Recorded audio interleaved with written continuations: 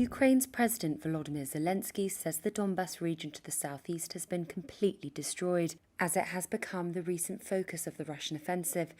That's as some of the world's richest countries pledged billions to give Ukraine a boost. Moscow's war effort has pulled back its forces from the capital near Kiev and moved artillery and armour to the east, which Zelensky says is piling on pressure.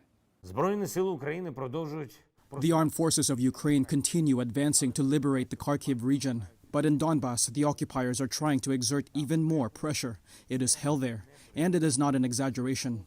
Constant strikes on the Odessa region, on the cities of central Ukraine. Donbas is completely destroyed.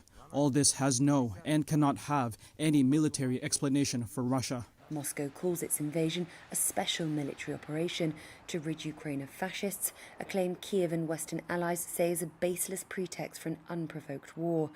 Meanwhile, the US Senate also recently approved $40 billion in aid to Ukraine, by far the largest US aid package since Russia invaded. And the group of 7 wealthy nations have pledged to bolster Kiev with $18.4 billion. US Treasury Secretary Janet Yellen told reporters, quote, "The message was, we stand behind Ukraine. We're going to pull together with the resources that they need to get through this."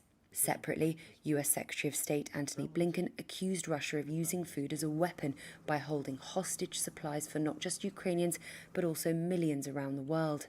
The war has caused global food prices for grains, cooking oils, fuel and fertilizer to soar.